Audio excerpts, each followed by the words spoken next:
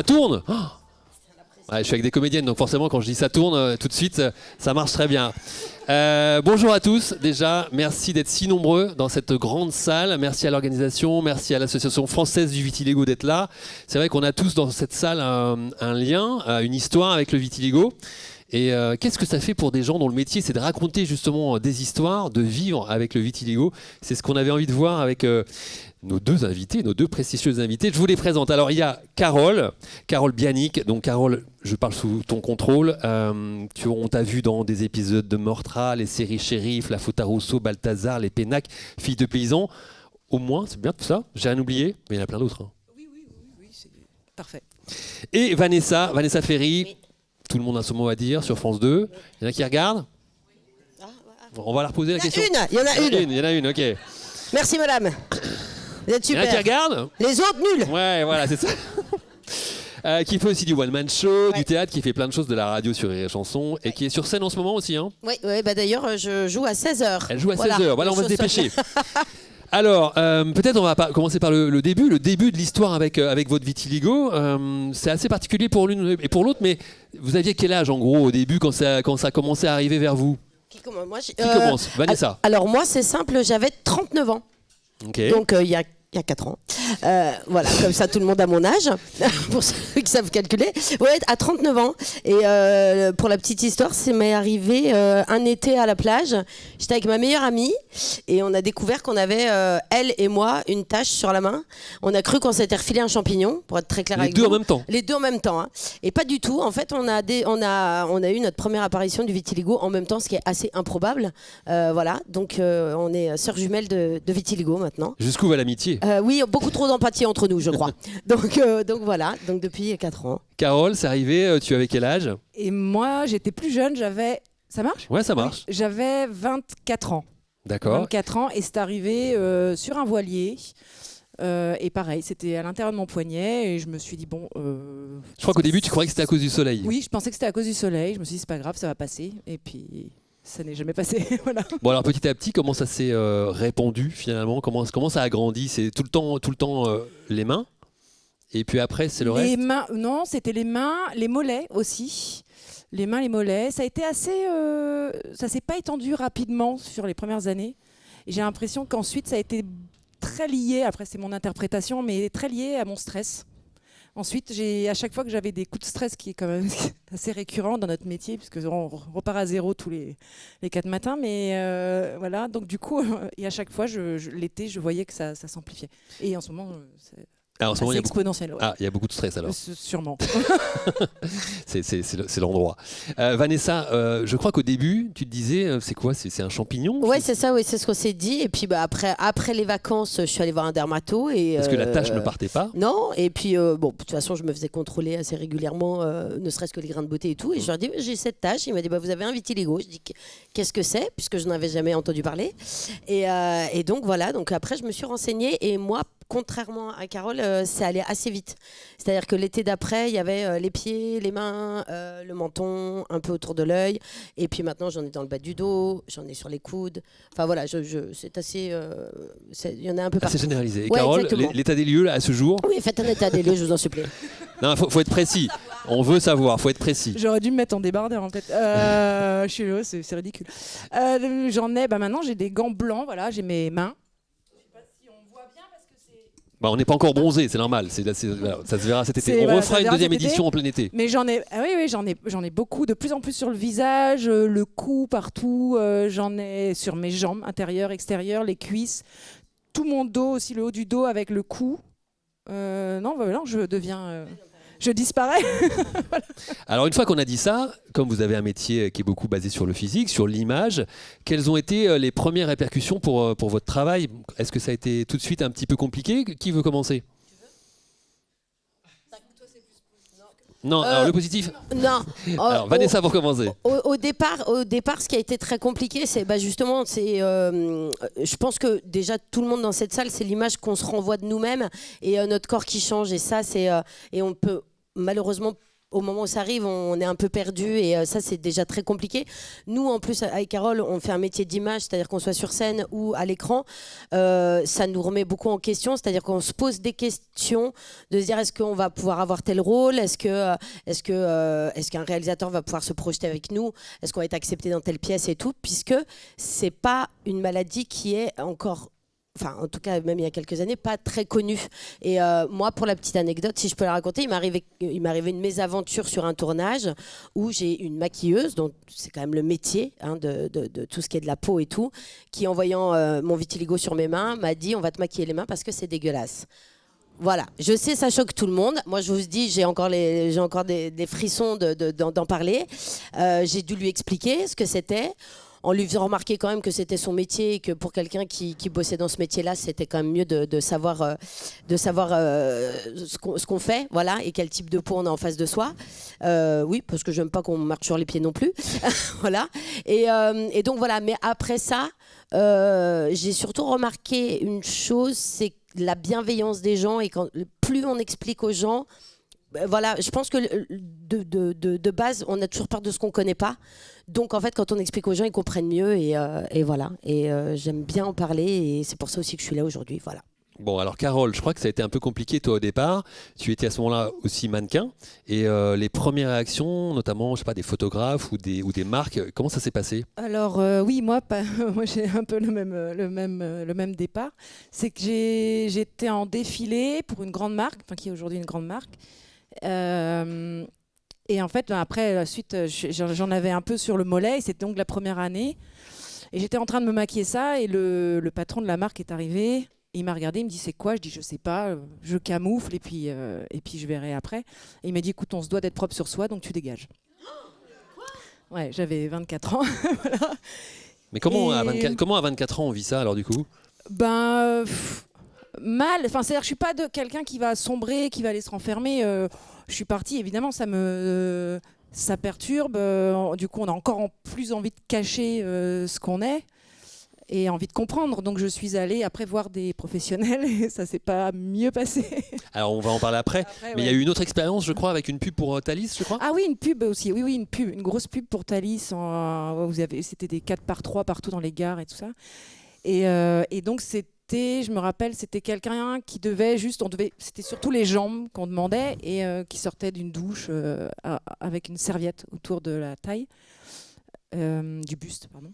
Donc du coup, forcément un peu plus de peau apparente. Donc plus de peau apparente. Et effectivement, j'étais sur le plateau et à ce moment-là, j'ai entendu, je ne sais pas qui c'était, mais quelqu'un qui disait, mais enfin quand même, pourquoi on choisit une nana avec des taches? On va avoir plus de travail après à faire en Photoshop ou je sais pas. C'est ridicule. Enfin bon, voilà. Et l'autre a dit oui, mais bon, elle a des belles jambes, donc on l'a prise. Donc je fais bon, un petit compliment quand même. Et tout ça pour une pub de train.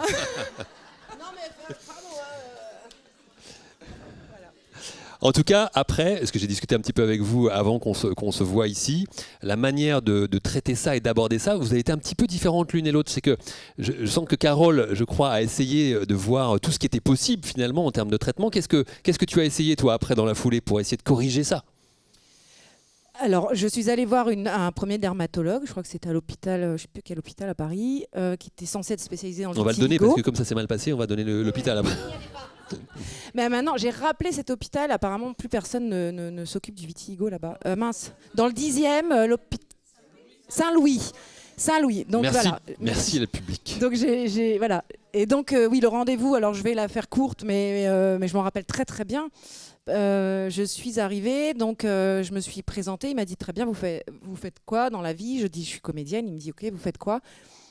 Je dis pas, je suis comédienne. Non mais votre vrai métier quoi.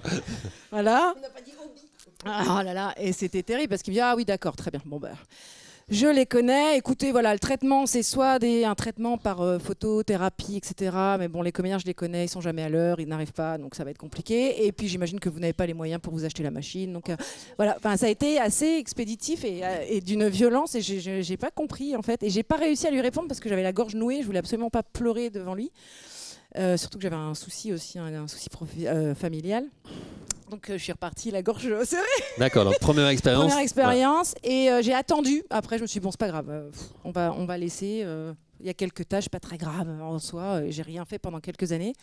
Et ensuite, quand je tournais la série Shérif pour France 2, je me souviens à Lyon, je me suis dit, je vais quand même tenter la photothérapie.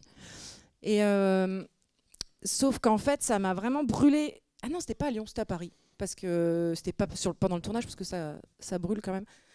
Donc c'était en amont et ça m'a vraiment brûlé les yeux. Et je savais pas parce qu'elle m'avait pas expliqué exactement ce que. Donc ça veut dire quoi? C'était un mauvais réglage en fait. Mais j'en sais rien. Et je lui ai juste dit, ça m'a brûlé. Est-ce que c'est normal, pas normal? Parce que j'aime pas le conflit, donc souvent je prends beaucoup de pincettes avec tout le monde. Alors que Vanessa. Voilà. Et là. Au lieu d'être juste dans l'échange et de m'expliquer, elle le prend mal, alors que je lui demande juste si c'est normal ou pas normal. Elle me dit, écoutez, j'ai fait plus de 15 ans, 10 ans d'études, c'est pas pour qu'on remette en question ma façon de travailler. Ouais, je suis bon, ok, j'arrête. Là, c'est fini, là, j'arrête en fait. Donc un peu dégoûté des traitements possibles. Un peu des... Ouais. Alors Vanessa, est-ce que toi, tu as tenté des choses aussi avec ce même succès? Rien du tout. Non. Non, vraiment. Moi, à part aller voir ma dermato, parce qu'il faut savoir aussi que je crois il y a quoi en 2020. Ouais, c'était après le Covid. De 2020-2021, j'ai fait un psoriasis palmoplantaire, ce qui n'est pas très très agréable, hein, puisque ça fait mal en plus. Et donc bon, je vais voir ma dermato qui est formidable, que j'aime beaucoup. Et donc bon, j'ai fait un traitement pour mon pso. Elle m'a parlé de la photothérapie que je n'ai pas encore faite. Tu n'as pas voulu te faire brûler les yeux? Là maintenant encore moins, voilà.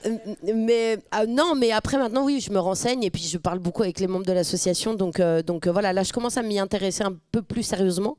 Je sais pas. Peut-être que moi j'ai fait une espèce de forme de déni, enfin pas de déni, mais d'acceptation de. Enfin, je crois quand même qu'au début, tu t'es hyper protégée du soleil. Ouais, pendant je crois 2 ans, ouais, je ne voulais plus du tout. C'est-à-dire que moi j'ai quand même ma mère qui habite à Cannes, donc.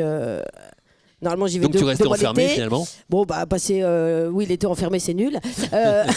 Mais non, oui, au début, j'osais vraiment pas. Et puis en fait, au bout d'un moment, c'est elle qui m'a dit, mais tu peux te mettre au soleil. Ta dermato? Oui, ma dermato, ouais. Tu te protèges, tu mets de la 50 tout le temps. D'ailleurs, voilà, ici, il y a des marques formidables qui font des produits qui sont très bien. Et voilà, moi, je sais que j'ai toujours de la crème solaire, mais que ce soit en hiver, en été, dans mon sac. J'ai les petits sticks et tout. Et puis, je fais attention. Et oui, maintenant, je commence à m'intéresser un peu aux avancées et à ce qui peut se faire. Voilà. Carole, toi, ton rapport avec le soleil, du coup, ça a changé aussi par rapport à ça? Tu prends plus de précautions? Oui. Je me suis pris des crèmes, alors je ne sais pas si c'est vrai ou pas vrai, qui sont du sang apparemment, qui n'existent pas en France, mais on note pas sang. Avec Carole, elle essaye tout. Hein, de toute façon. On va découvrir un traitement avec Carole. Oui, je me protège beaucoup du soleil. C'est vraiment le seul point vraiment gênant de cette maladie, en fait.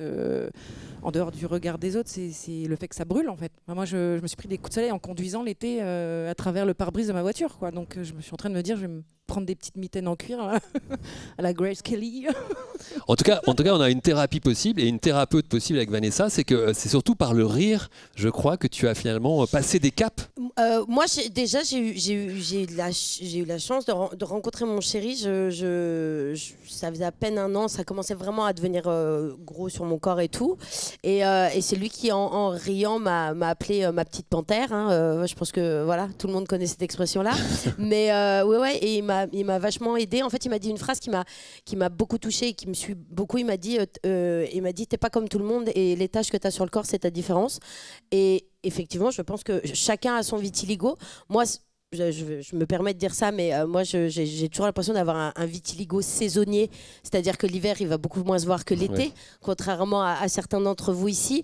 Et donc, forcément, on le vit pas de la même manière. Et puis, chacun le vit comme il peut. Et donc, voilà. Mais je trouve qu'avoir de l'autodérision et en fait, arriver à en rire, c'est prendre du recul. Parce qu'on dit toujours... moi j'écris beaucoup des sketchs, des choses comme ça et tout, et rire d'une situation, c'est prendre du recul, la regarder d'un peu plus haut.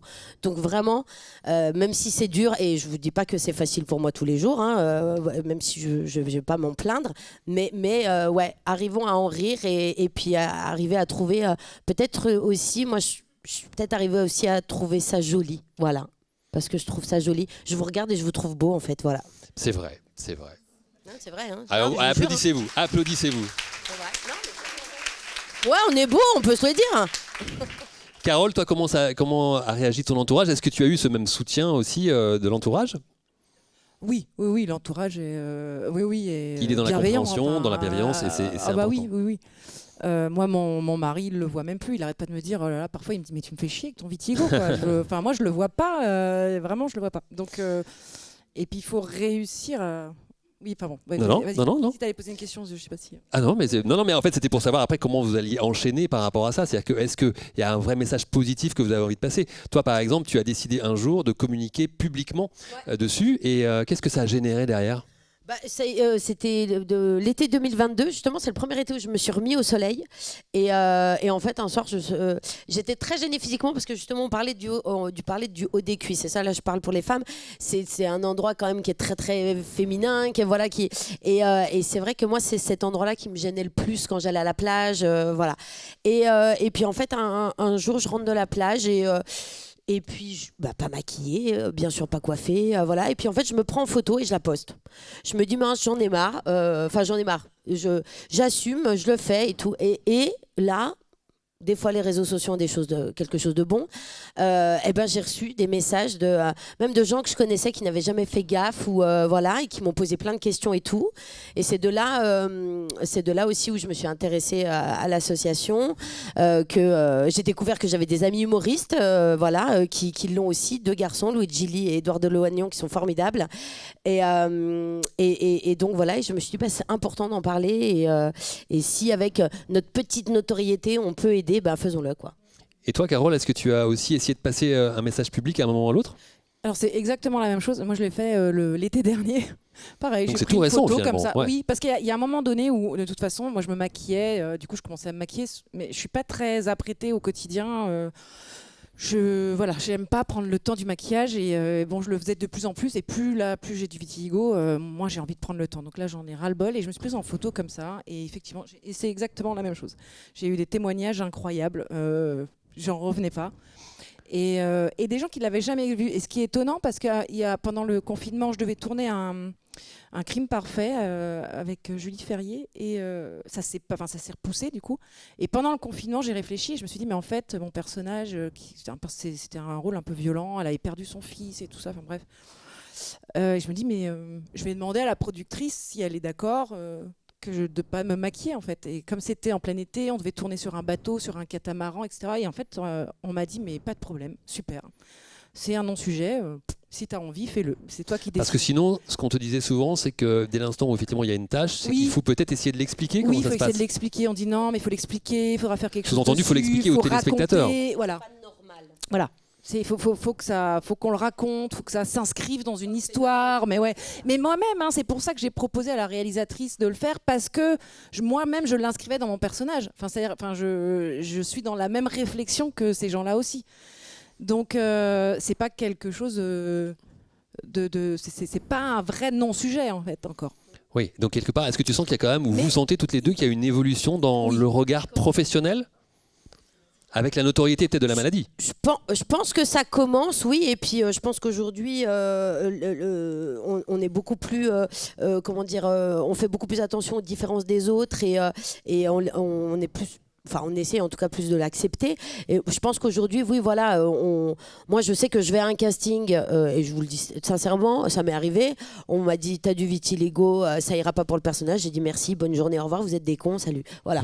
Non, mais parce que c'est vrai, ce n'est pas parce que ça ne doit pas être, je dis pas qu'il faut le normaliser, mais en même temps, si je dois jouer une tueuse, qu'elle ait un vitiligo ou pas, c'est une tueuse. Donc voilà, c'est pas. Et ça, c'est la première tueuse vitiligo, voilà. C'est énorme, faut le faire. Voilà, la tueuse au vitiligo.